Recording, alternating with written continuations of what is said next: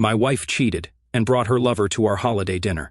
But I played the proof on the TV, crushed them both, and reclaimed my life right then and there. The family's holiday dinner was already underway when I stepped into the room, my heart pounding like a war drum. Everyone was there: Mom, Dad, my sister Emily with her kids, and of course her, my wife Lisa. She sat near the head of the table, her face glowing with false laughter. Across from her sat a man I'd come to despise more than I thought humanly possible, Alex. He sat there, his smug expression carved deep, leaning back like he owned the place. They both didn't see it coming. The flash drive in my pocket felt like a grenade. Hours earlier, I'd stumbled across the evidence, their messages, their videos, their damn plans. Lisa's lies finally unraveled like the cheap thread they were. I didn't sleep the night before. I didn't need to. I replayed the recording over and over, letting the anger fill me like gasoline. Now, I was here, facing the fire. The festive chatter faltered as I strode in, ignoring the casual greetings. I went straight to the TV in the corner of the dining room.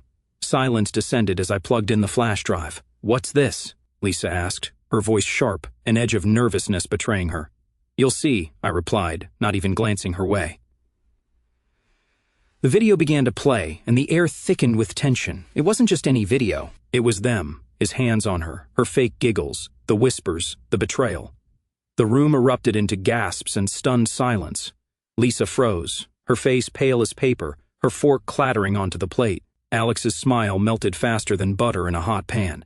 "Lisa," my mother started, but I cut her off with a sharp gesture. Lisa tried to stand, but her legs gave out. She fainted, slumping sideways in her chair like a wilted flower. The room erupted into chaos. Chairs screeched as people stood, trying to help, but my focus locked on Alex. I lunged, grabbing his collar, dragging him up before anyone could react. "You bastard!" I roared, slamming his head into the table. The satisfying crack of his nose snapping was followed by blood spraying onto the tablecloth, mixing grotesquely with the cranberry sauce and mashed potatoes. "This is what happens when you mess with another man's wife," I shouted, my fist pounding into his stomach before driving my knee into his groin.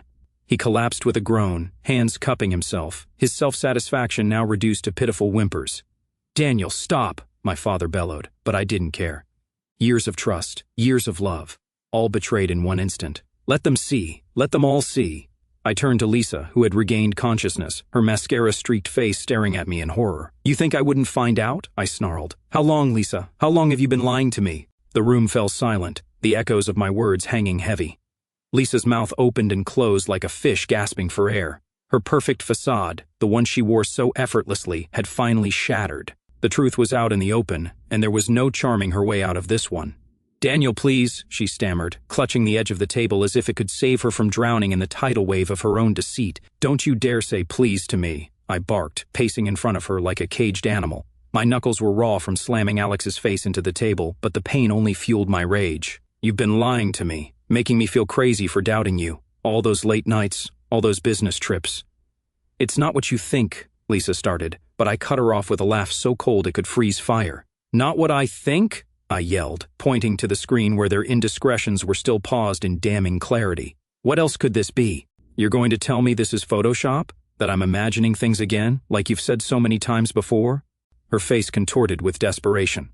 "Daniel, I was going to tell you. I didn't know how." "You didn't know how?" My voice was rising, a storm of anger I could no longer contain. "You knew how to meet him at cheap motels. You knew how to lie to my face every time I asked you what was going on. You knew how to betray me." Lisa stood abruptly, her chair clattering to the floor. "You don't understand," she screamed, tears streaking her face. "You were never home. You never cared about me anymore." That hit me like a slap across the face, the audacity, the sheer gall of her to turn this around on me. "Oh, so it's my fault now?" I asked, voice dripping with sarcasm.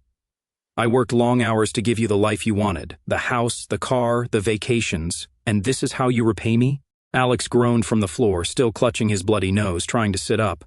I kicked a chair out of the way and stood over him. "Don't even think about moving," I growled. He froze, his eyes wide with fear. Emily, my sister, finally stepped in. "Daniel, this is madness," she said, her voice trembling. "We're family. We can't handle this here." "Oh, we're handling it right here," I shot back, my voice cracking. "Everyone needs to see the truth. I won't be gaslit by her anymore." Lisa's face turned from pleading to icy rage. "You want the truth, Daniel?" she snapped. "Fine. Yes, I cheated. I was lonely, and Alex was there for me in ways you weren't. He listened. He cared. Something you stopped doing a long time ago. The room went silent. My mother covered her mouth in shock, and my father muttered a curse under his breath. I clenched my fists, my nails digging into my palms. So that's your excuse? That I didn't listen enough? Didn't care enough? I took a step toward her, and she flinched. I gave you everything, Lisa. My time, my trust, my loyalty. But apparently that wasn't enough for you. Tears filled her eyes, but her expression remained defiant. You're not perfect, Daniel. Stop acting like you are. Oh, I'm far from perfect, I admitted, my voice low and trembling with fury, but at least I never destroyed our marriage for a cheap fling with a two-bit coworker. Coworker? My father blurted out. Lisa, you've been bringing your lover around this family under our noses?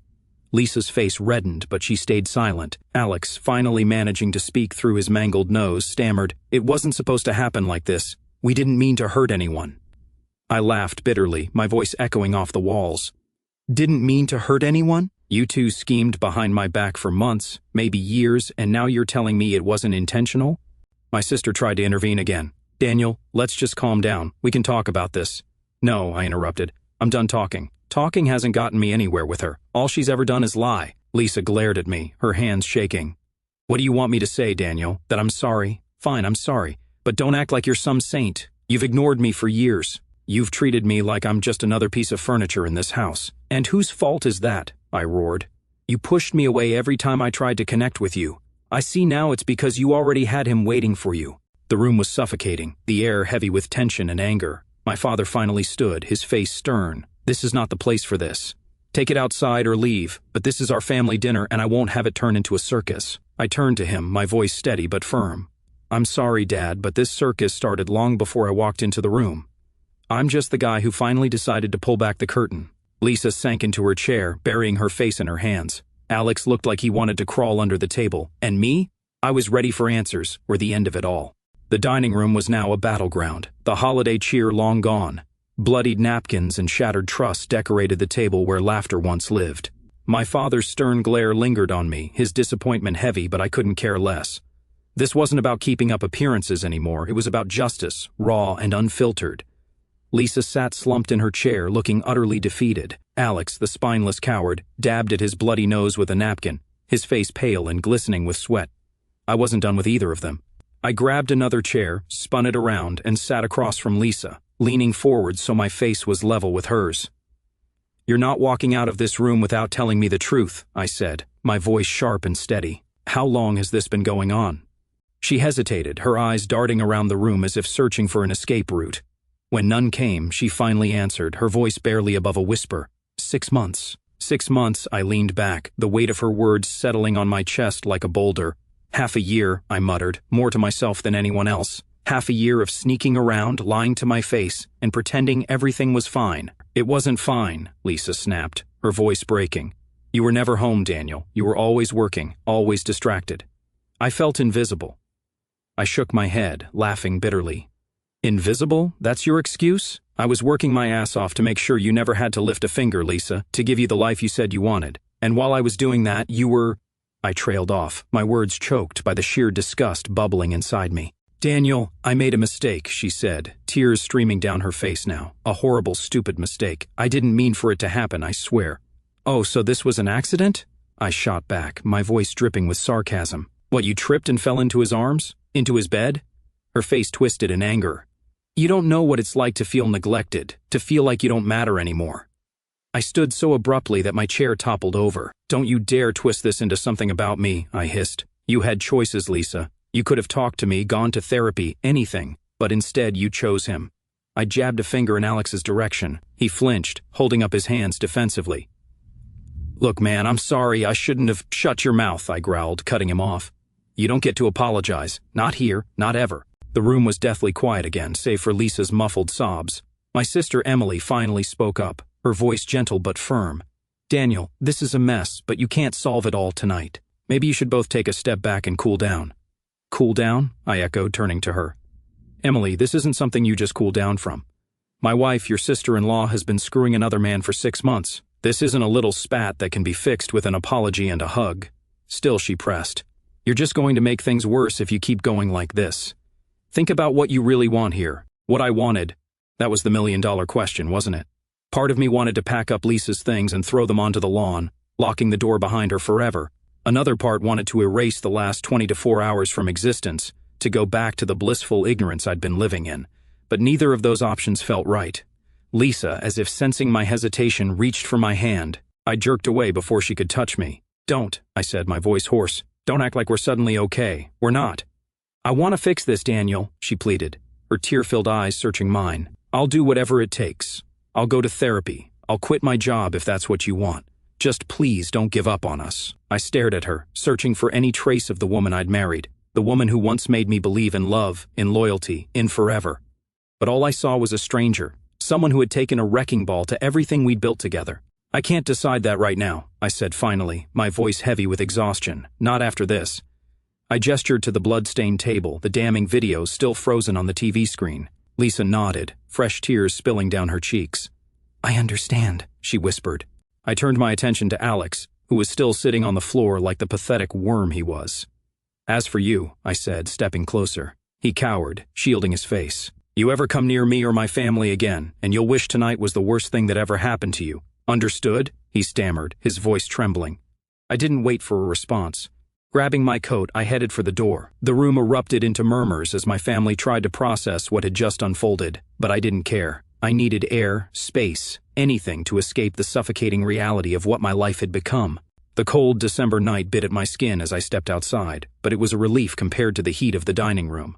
I stood on the porch, staring into the darkness, my mind a swirling storm of rage, heartbreak, and confusion. The night wasn't over, but I had no idea where it would take me next. The cold air felt like needles on my skin, but I welcomed it. Anything to numb the storm inside me. I stood on the porch, gripping the wooden railing so tightly my knuckles turned white. My breath came out in ragged clouds, the only sound in the stillness of the night. Behind me, the house buzzed with chaos. I could hear muffled voices. Emily trying to calm Lisa, my father shouting something about calling the police, and Alex whimpering like the pathetic excuse for a man he was. I pulled out my phone and stared at the screen, my thumb hovering over my best friend Mark's number. He was my go-to guy, the one person who had always been there for me no matter what. But calling him now, explaining this disaster over the phone, I couldn't do it. Instead, I shoved the phone back in my pocket and started walking. The quiet streets of my childhood neighborhood felt surreal, like I was moving through a dream I couldn't wake up from. Every Christmas light and festive decoration on the houses I passed felt like a cruel joke. Families laughing, celebrating, while mine was falling apart piece by piece. I stopped at the park at the end of the street and sat down on a bench. The memories hit me like a freight train. Lisa and I had come here on one of our first dates. It had been spring then, the cherry blossoms in full bloom. She'd laughed as I tried and failed to impress her by climbing a tree to pick a flower. That laugh, I'd fallen in love with it. But now it felt like a weapon she'd used to lure me into her web of lies. I leaned back, staring up at the stars. "What the hell am I supposed to do?" I muttered to no one in particular. The crunch of footsteps behind me made me sit up straight. I turned, half expecting it to be Lisa or Emily coming to drag me back into the circus. Instead, it was my father. "Mind if I sit?" he asked, his voice gruff but not unkind. I nodded, and he lowered himself onto the bench beside me. For a while, we just sat there in silence, the chill in the air doing most of the talking. Finally, he spoke. "You know, your mother and I have had our fair share of fights over the years," he said, his tone measured. "Some pretty bad ones, too. But this is something else." I didn't respond, just stared at the frost-covered grass in front of me. "Lisa screwed up," he continued. "No doubt about that. And that Alex, I'd like to take a swing at him myself. But what matters now is what you're going to do about it." I let out a bitter laugh. "What can I do, Dad? She destroyed everything. How do you come back from that?" He sighed, his breath visible in the cold. "You can't undo what's been done, but you've got choices. You can try to rebuild if you think there's anything worth saving, or you can walk away and start over." "Start over," I muttered, the words tasting foreign on my tongue. "Do you have any idea how much we've built together? The house, the plans, the memories?" "Memories don't mean much if they're built on lies," he said bluntly. I looked at him, surprised by his harsh tone. "I'm not saying it to be cruel," he added, softening, "but you've got to think about what's best for you, Daniel. Not her, not anyone else, just you." The words hung in the air between us, heavy and undeniable. "Do you think people can change?" I asked, my voice barely audible. He was quiet for a long moment before answering. "I think they can, but only if they truly want to. And even then, it doesn't mean you have to stick around waiting for them to prove it." I nodded slowly, the weight of his words sinking in.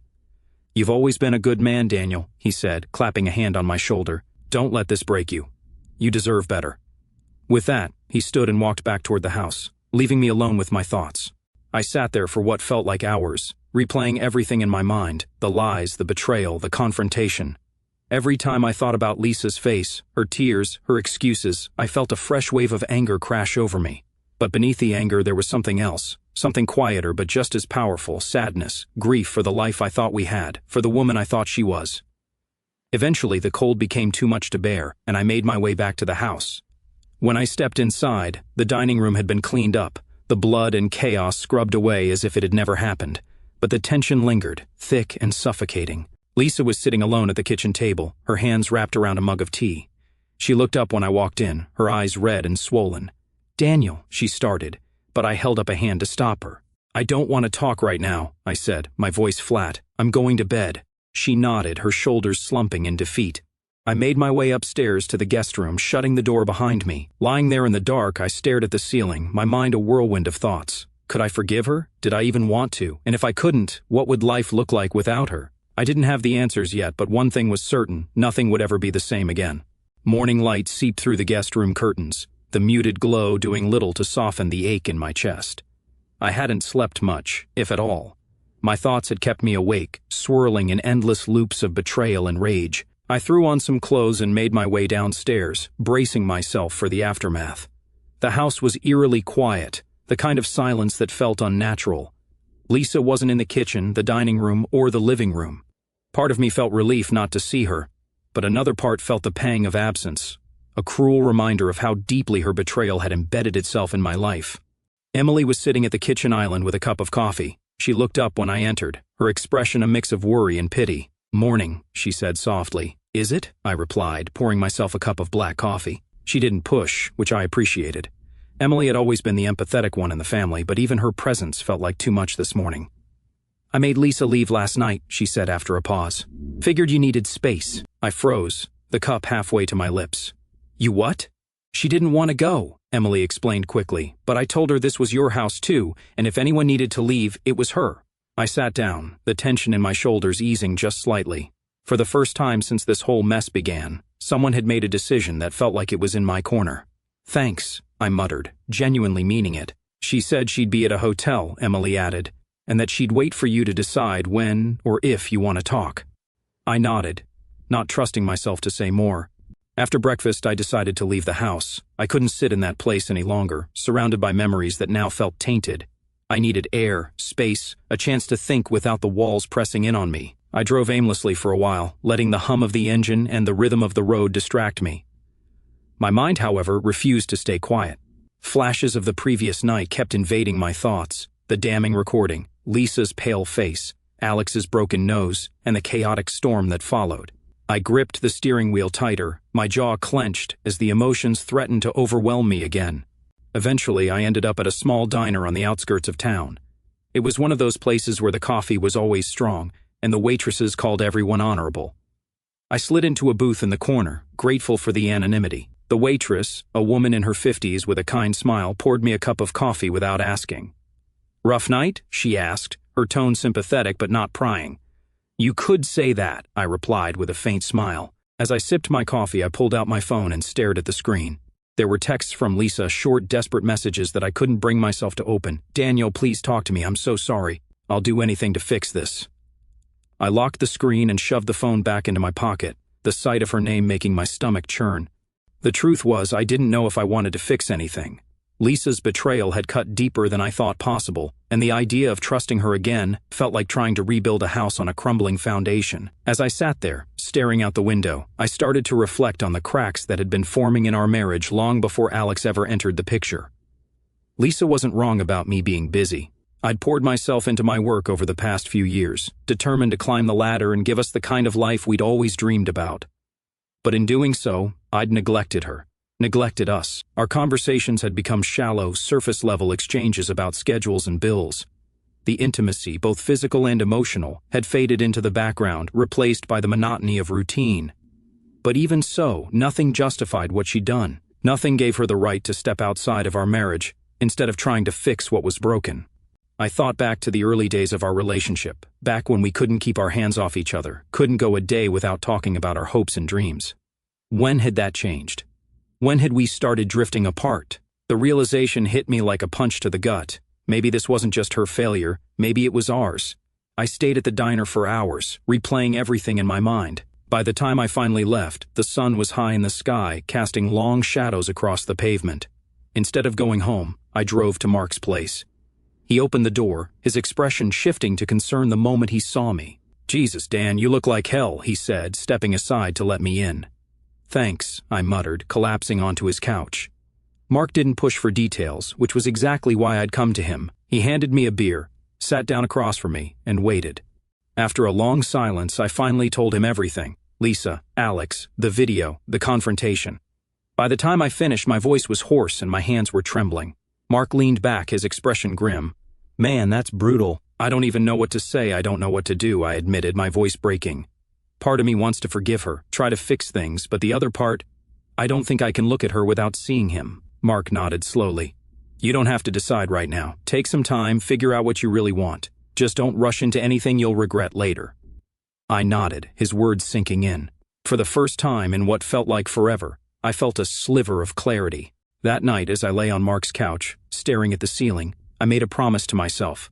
Whatever decision I made, whether to fight for my marriage or let it go, it would be on my terms. No more lies, no more pretending. It was time to take back control of my life. The next morning, I woke up on Mark's couch with a crick in my neck and the faint memory of his encouragement echoing in my head. His advice stuck. I needed time and space to figure things out. The road ahead wasn't clear, but for the first time since everything had exploded, I felt like I was standing on slightly steadier ground. I sat up, running a hand through my hair, and glanced at my phone. More messages from Lisa. "Please, Daniel, we need to talk. I'll tell you everything, no more lies. You can hate me, but I can't lose you." The bitterness in my gut roared back, and I nearly hurled the phone across the room. I didn't want her apologies. I didn't want her explanations. But a part of me, damn it, a small but persistent part, felt the pull of curiosity. I needed answers, if only to make sense of how we'd ended up here. So, against my better judgment, I texted her back. "Meet me at the park at noon. You've got one chance to explain yourself." The park was cold and empty when I arrived. The wind cut through my jacket as I sat on the same bench my father and I had shared the night before. Memories of Lisa and me here years ago were still fresh in my mind, taunting me with their innocence. She showed up 10 minutes later, her face pale, her eyes swollen from crying.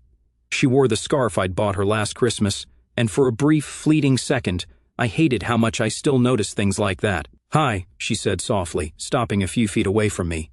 I didn't respond, just gestured for her to sit. She hesitated, then sat down, keeping a cautious distance between us. For a moment, neither of us spoke. The silence was thick, heavy with everything unsaid. Finally, I broke it. "Why?" I asked, my voice colder than I'd intended. Lisa flinched, her hands twisting nervously in her lap.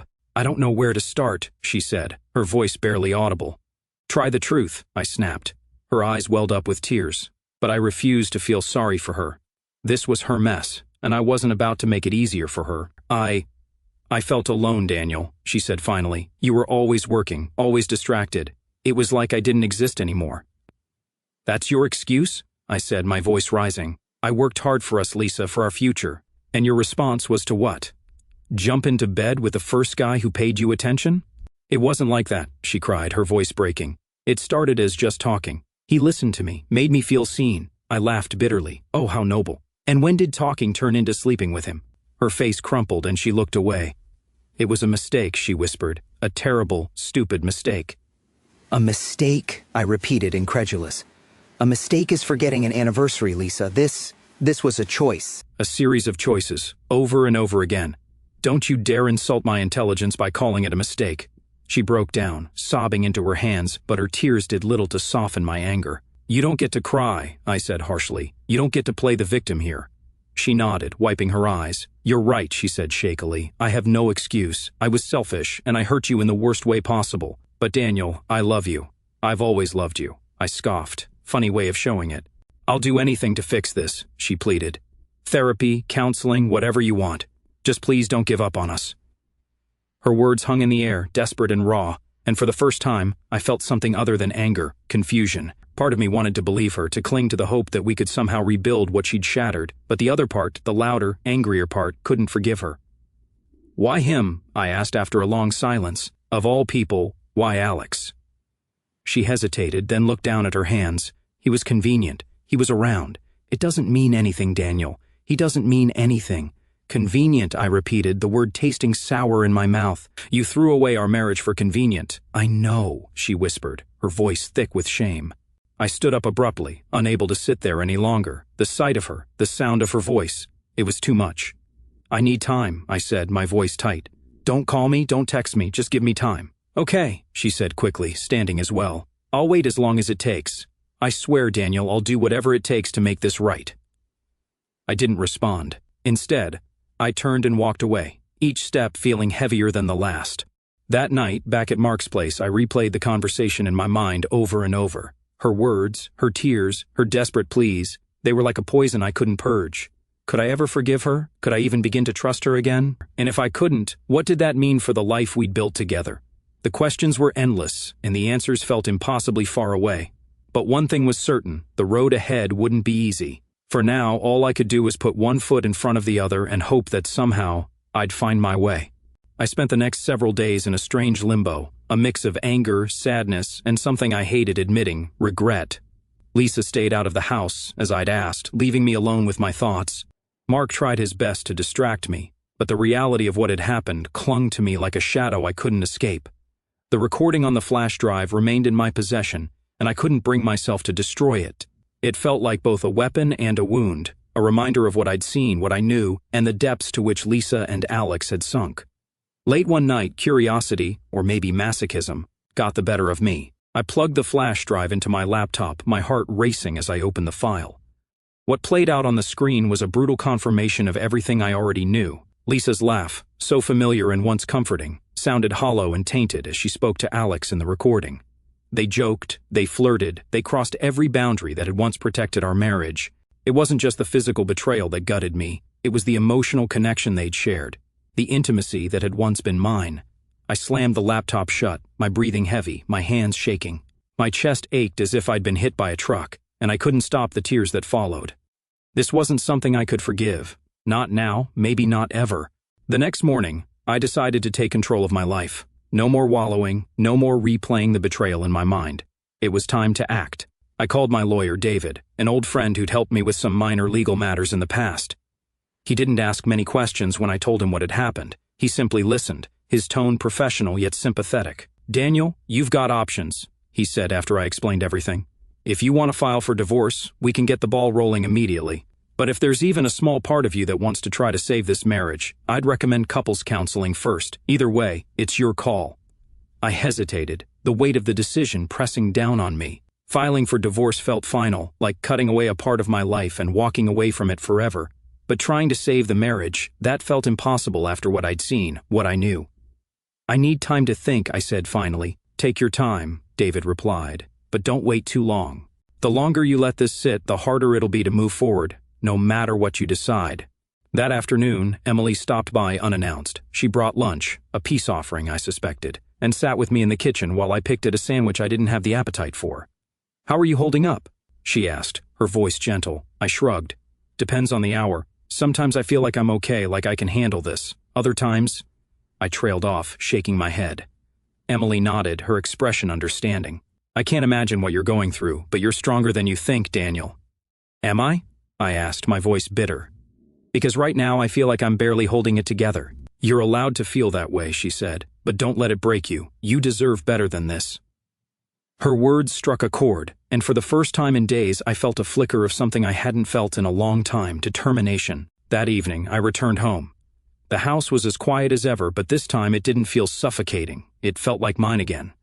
I went upstairs to the bedroom, pausing at the doorway. The bed we'd shared now felt like a monument to her betrayal, and I couldn't bring myself to sleep there. Instead, I grabbed a few things and headed back downstairs to the guest room.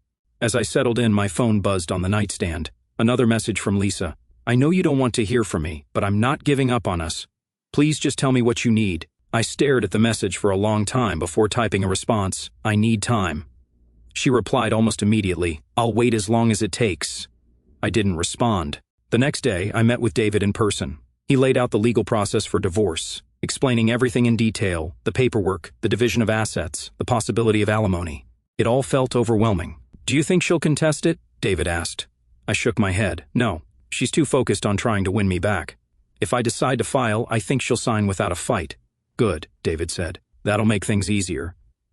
"Easier," I repeated, the word feeling hollow. There was nothing easy about this. On the drive home, I thought about the life Lisa and I had built together, the good times, the bad, the moments that had defined us as a couple. Was I ready to throw it all away? The answer wasn't clear, and that scared me. When I got home, I found myself sitting in the guest room, staring at the divorce papers David had given me. All I had to do was sign them, and the process would begin. But I couldn't do it, not yet. For now, the papers would stay in the drawer, out of sight but not forgotten. That night, as I lay awake in the guest room, I made a decision. The road ahead would be mine to choose. No one, not Lisa, not Alex, not even David, could dictate how I moved forward. Whether I chose to fight for my marriage or walk away from it, the choice would be mine and mine alone. For the first time in what felt like forever, I felt a sliver of control, and for now, that was enough. 2 weeks had passed since I'd last seen Lisa. The house felt like a museum of our life together, each room a gallery of memories both cherished and cursed. The divorce papers remained unsigned in the drawer, a silent reminder of the decision I hadn't yet made. The days were quieter now. I avoided mutual friends, skipped family calls, and buried myself in work. Yet deep down I knew I was circling the same question. Do I give Lisa another chance, or do I end it all? The answer came sooner and more violently than I ever expected. It was a Friday evening when a knock at the door startled me. I wasn't expecting anyone, and for a moment I considered ignoring it. But the persistent pounding wouldn't stop. When I opened the door, I found Alex standing there, his face bruised and his nose still swollen from our confrontation at the family dinner. "You got some nerve coming here," I growled, gripping the edge of the door. "I need to talk to you," he said, his voice strained. "It's about Lisa. Get off my porch before I finish what I started," I snapped, already halfway to slamming the door in his face. "She's lying to you," he blurted, his voice trembling. "She's been lying to both of us." The words froze me. I opened the door a fraction wider, glaring at him. "What the hell are you talking about?" Alex glanced over his shoulder nervously, as if expecting someone to appear. "She played me, Daniel. She made me think she was leaving you, that we had a future, but now I see she was just using me." "Good for you," I said coldly. "You're only just figuring out that my wife's a liar? Congratulations. Now get lost." He shook his head. "You don't understand. Lisa's not just cheating on you with me. There's someone else." The air seemed to leave the room. "What?" "I found out last week," Alex said, his voice rising with desperation. "She's been seeing another guy, someone she met at her gym. She's been playing us both." The words hit me like a sledgehammer. My grip on the door tightened as the room spun. "You're lying," I said through gritted teeth, though I could already feel the cracks forming in my resolve. "Why would I lie?" Alex said, throwing his hands up. "She's been feeding me the same sob story she probably told you, that she's lonely, that you don't understand her, and all the while she's out with some other guy." I stepped back, my mind racing. Was it possible? Could Lisa be so brazen, so reckless, to betray me not once but twice? "Get out," I said, my voice trembling. "I'm telling you the truth," Alex insisted. "Check her gym records, ask her where she's been, you'll see." I slammed the door in his face and leaned against it, my heart pounding in my chest. That night I couldn't sleep. Alex's words haunted me, and despite my hatred for the man, I couldn't shake the nagging feeling that he might be telling the truth. The next morning I drove to Lisa's gym, my stomach churning as I parked across the street, my eyes fixed on the entrance. I hadn't told Lisa I was coming. I needed to see this for myself. An hour later, I saw her. Lisa walked out of the gym, her face flushed, her hair damp with sweat. But she wasn't alone. A man followed close behind her, tall, muscular, with an air of confidence that made my blood boil. They laughed as they walked to his car, her hand brushing his arm in a way that felt too familiar. My chest tightened as I gripped the steering wheel, fighting the urge to charge out of the car and confront them both. But I didn't. I waited, watching as they drove off together. That evening, I confronted Lisa when she walked through the door. I was sitting at the kitchen table, the divorce papers spread out in front of me. "Daniel," she said, her voice wary. "What's this?" "Sit down," I said, my voice cold. She hesitated, then sat across from me, her eyes flicking to the papers. "What's going on?" "I know about the guy from the gym," I said bluntly. Her face went pale, and for a moment she looked genuinely shocked, but then her expression hardened. "What are you talking about?" "Don't lie to me, Lisa," I said, slamming my hand on the table. "I saw you with him. I know everything." Her facade crumbled, and she let out a bitter laugh. Fine, she snapped. Yes, I've been seeing him. And you know what? I don't regret it because at least he makes me feel alive. The words cut deeper than any blade. Alive, I repeated, my voice trembling. Is that what this is about? Your cheap thrills? Your selfishness? You've destroyed everything we built for your own amusement. Lisa stood, her expression defiant. You don't get it, Daniel. You never have. You've been so busy being the perfect husband that you forgot what it means to actually live. I rose to my feet, my hands shaking with anger. Get out, I said, my voice low and dangerous. Take your lies, your betrayal, and get the hell out of my house. Her eyes widened, but she didn't argue. She grabbed her keys and stormed out, slamming the door behind her. As I sat alone in the empty house, a strange sense of calm washed over me. For the first time since this nightmare began, I felt free. Free from the lies, the manipulation, and the weight of a marriage that had long since stopped being a partnership. I picked up the divorce papers, signed my name with a steady hand, and placed them in an envelope. It wasn't the ending I'd envisioned, but it was the one I needed. Lisa's betrayal had shattered me, but it had also given me something invaluable: clarity. From this moment on, my life was my own, and for the first time in a long time, I felt ready to move forward.